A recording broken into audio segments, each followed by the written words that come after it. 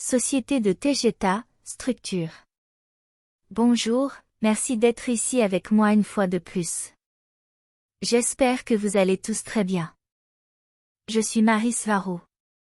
Dans cette vidéo, je vais décrire comment fonctionne la société de Tegeta, ses bases, et sa structure. La société tégétienne est présente sur les 4 planètes qui orbitent autour de l'étoile pléiadienne Tegeta, également connue sous le nom de Tauri 19, de la constellation AM45, comme elle est nommée et classifiée sur Terre, et également présente sur la planète Cendrillel qui orbite autour du géant orange Aldébaran, en dehors de l'amas d'étoiles des Pléiades.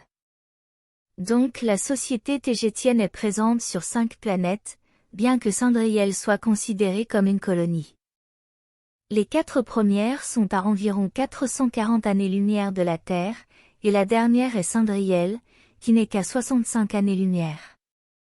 La plus proche du Soleil Tegeta est Temer, qui est une planète océanique, recouverte à 90% d'eau. Et les 10% restants de la masse terrestre sont répartis sur d'innombrables îles, où se trouve la plus grande, Toleka, qui est à peu près de la taille de la Nouvelle-Zélande. Temer est classée comme une planète super habitable, ce qui signifie qu'elle est plus favorable et plus propice à la vie lyrienne ou humaine que la Terre elle-même. La deuxième est Terra, qui est une planète forestière. Bien qu'Hera soit très favorable à la biologie lyrienne ou humaine dans ses besoins, elle n'est pas considérée comme une planète super habitable de peu. Son seul problème est qu'elle a tendance à devenir très froide pendant ses longs hivers. La troisième est Procyon, qui est d'environ 20% plus grande que Temer ou Hera. C'est une planète jungle, avec un environnement chaud et humide, et avec des espèces biologiques dangereuses qui y vivent. Ajoutez à cela, sa forte gravité en fait un endroit difficile à vivre pour la biologie lyrienne ou humaine. La quatrième planète est Dakoté, la plus petite des 4, dont l'orbite lointaine la maintient éternellement gelée.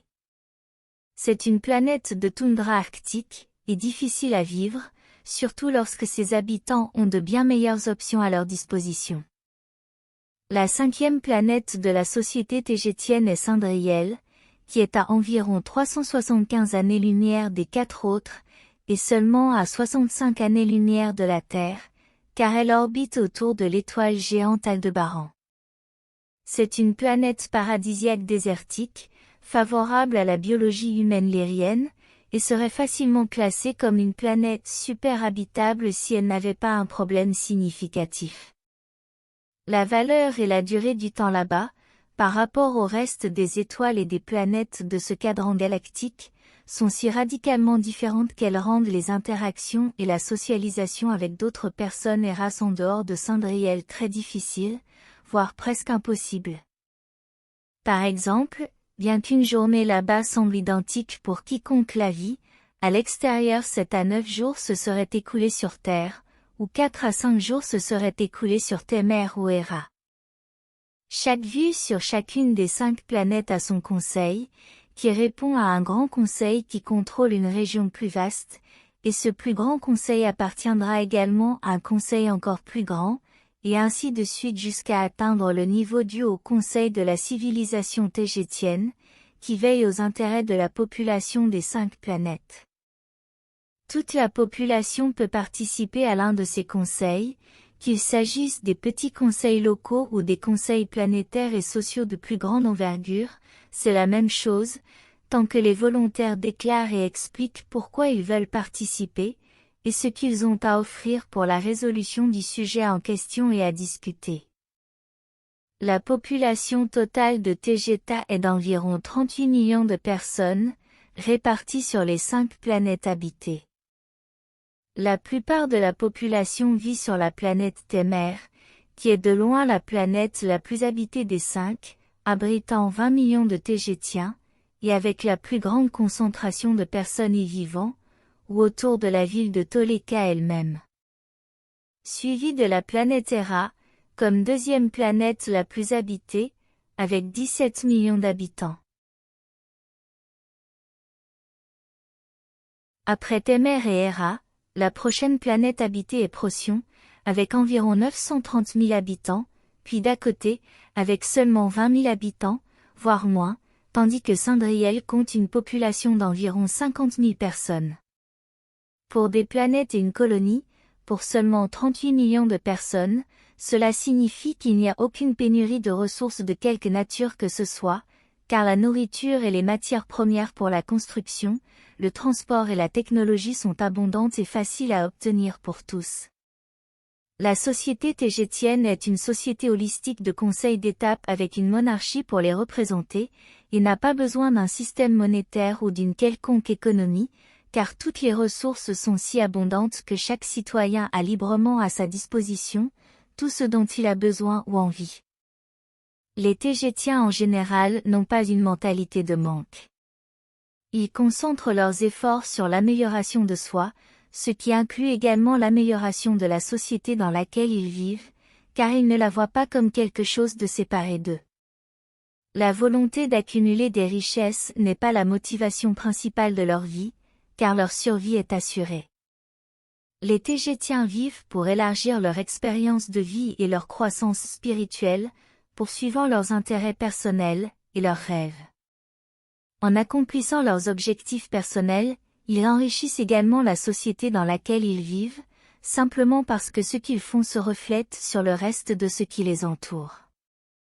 En poursuivant leurs objectifs personnels et leurs intérêts, le reste de leur société s'enrichit de ce que chacun d'eux a à offrir, dans un équilibre existentiel où les intérêts personnels et les objectifs finissent par servir les autres, en nourrissant la population plus importante avec tout ce dont elle a besoin. Poursuivre et travailler sur des objectifs et des intérêts personnels se traduit automatiquement par un service à la société et aux autres. Lorsque des travaux difficiles sont nécessaires, par exemple lorsqu'il est nécessaire de mettre en place un nouveau système de traitement des eaux usées, les gens ont la mentalité d'aider leur communauté car cela finira également par leur bénéficier. Lorsque ce genre de travail difficile et inconfortable doit être effectué, les gens donnent volontairement un coup de main, ou seuls dans des conditions extrêmes, les personnes sont appelées à travailler par leur conseil local, mais seulement 1 à 3 heures par semaine, et seulement jusqu'à ce que le problème soit résolu. Mais même dans ces cas, si quelqu'un ne souhaite pas participer, il est respecté et laissé tranquille. Mais c'est rarement le cas. Presque tout le monde est prêt à participer à la résolution de tout problème. Cela leur donne également l'occasion de voir de l'action dans leur vie, car ils voient aussi que cela leur sera bénéfique à la fin.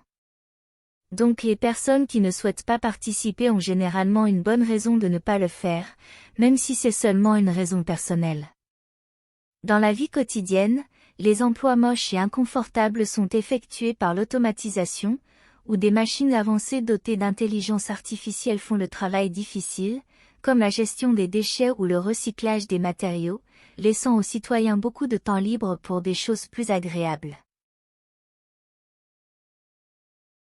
Les écoles à Tégéta sont volontaires, où ce sont les enfants qui définissent leur temps de travail, la façon dont ils veulent être enseignés et les sujets qu'ils veulent apprendre, et non le système ou la société. Les premières choses que les enfants apprennent sont les compétences de survie et d'indépendance, qui serviront de base à un apprentissage plus avancé à mesure qu'ils grandissent. L'éducation à domicile est assez courante à Tégéta, bien que même ces enfants finissent volontairement par aller à l'école simplement pour rechercher l'interaction avec des jeunes de leur âge, ainsi que tout ce qui les entoure et nourrit leurs intérêts. Les sociétés holistiques comme Tégéta sont connues pour ne pas avoir de gouvernement en tant que tel, car elles sont véritablement composées du peuple, et où chaque citoyen peut participer, sans avoir besoin d'élection ou d'un quelconque processus de sélection, en respectant simplement les limites et l'ordre des événements de manière logique. Même l'armée tégétienne, qui est connue pour être importante par rapport à la population totale, est volontaire, et motivée par le besoin d'aventure des jeunes générations, ainsi que par leur besoin inhérent d'aider les autres à atteindre une société holistique qui leur est propre. Pourtant, même une société comme celle de Tégéta n'est pas sans problème, car la population sait qu'elle peut être vulnérable aux envahisseurs extérieurs qui souhaitent prendre le contrôle de leur planète riche et paisible. Et cette idée de la possibilité d'une invasion est probablement profondément enracinée dans le passé de Tegeta, et dans ses premières années difficiles et turbulentes, comme nous le verrons dans les prochaines vidéos, ainsi que parce qu'elle a été la cible de plusieurs tentatives de prise de contrôle. La population de Tegeta sait qu'elle est à l'aise sur ces planètes, car les problèmes de guerre et de criminalité y sont pratiquement inexistants, peut-être trop à l'aise car ils se considèrent comme des personnes très innocentes et trop empathiques avec une mentalité de vouloir plaire aux autres, un sous-produit de leur société holistique où tout le monde s'entraide en cas de besoin, sans jamais se maltraiter les uns les autres. Le sentiment de sécurité interne de la société à Tegeta est très fort, au point qu'ils n'ont pas besoin d'une force de police en tant que telle, et que la seule chose qui pourrait y ressembler sont nos équipes de recherche et de sauvetage. Les équipes SAR, recherche et sauvetage, effectuent de multiples tâches à l'intérieur des planètes. Et là où une situation est trop grande ou difficile pour elles feront appel à l'armée. Les équipes SAR et l'armée sont toutes deux entièrement volontaires.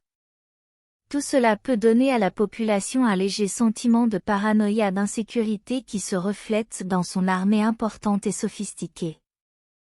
Des traités de coopération existent entre tous les habitants des étoiles de l'amas stellaire des Pléiades, appelé le Conseil d'Alcyon, qui peut être considéré comme l'organisme de plus haut niveau représentant et prenant soin des intérêts de toutes les races et populations des Pléiades N45.